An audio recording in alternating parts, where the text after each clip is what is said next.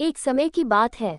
उत्तराखंड के एक छोटे से गांव में एक पुराना वीरान हवेली था, जिसे लोग भूतिया हवेली के नाम से जानते थे। गांव में यह अफवाह थी कि हवेली में रात के समय अजीब आवाजें आती हैं और वहां जाने वाला कभी वापस नहीं आता। इस कारण गांव के लोग उस हवेली से दूर रहते थे। गांव में आरव नाम का एक युवक रहता था, जो साहसी और जिज्ञासु स्वभाव का था।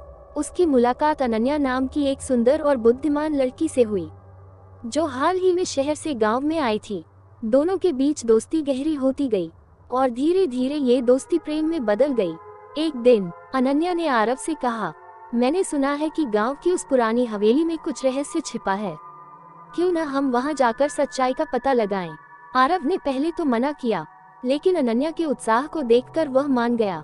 रात के समय दोनों ने हवेली में जाने का निर्णय लिया।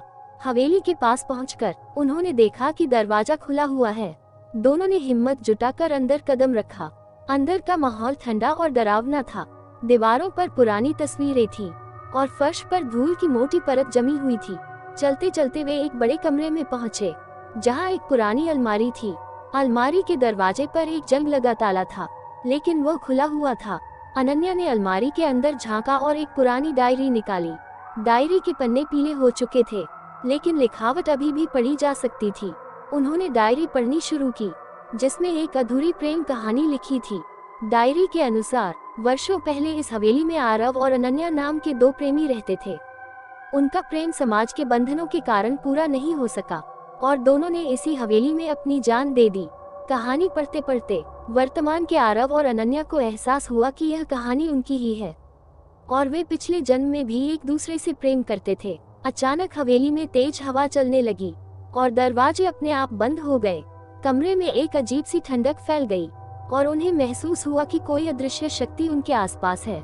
डर के मारे उन्होंने हवेली से बाहर निकलने की कोशिश की, लेकिन दरवाजे बंद हो चुके थे।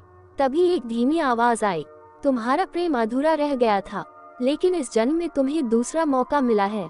अपने प्रेम को पूरा करो और इस हवेली को मुक्ति दो। आरव और अनन्या ने एक दूसरे की आंखों में देखा और समझ गए कि उन्हें अपने प्रेम को समाज की परवाह किए बिना स्वीकार करना होगा। उन्होंने वहीं एक दूसरे से अपने प्रेम का इजहार किया और वादा किया कि वे हमेशा साथ रहेंगे। जैसे ही उन्होंने ये वादा किया, हवेली के दरवाजे अपने आप खुल गए और अंदर की ठंडक गायब हो गई। दोनों ने महसूस किया कि हवेली की आत्माओं को शांति मिल गई है और अब वहाँ कोई डर नहीं है। इस घटना के बाद आरव और अनन्या ने गांव में अपने प्रेम को स्वीकार किया और गांव वालों ने भी उन्हें स्वीकार किया। हवेली अब भूतिया नहीं रही, बल्कि प्रेम की एक मिसाल बन गई। इस कहानी से हमें ये सीख मिलती है कि सच्चा प्रेम समय और जन्मों की सीमाओं को पार कर सकता है और समाज के बंधनों के बावजूद सच्चे प्रेम को कोई रोक नहीं सकता। दोस्तों, कहानी अच्छी लगी हो तो वीडियो को लाइक करके हमारे चैनल को सब्सक्राइब जरूर करें और भी ऐसे ही मजेदार कहानियों के देखने के लिए इस वीडियो को ज़्यादा से ज़्यादा लोगों तक शेयर करें। धन्यवाद।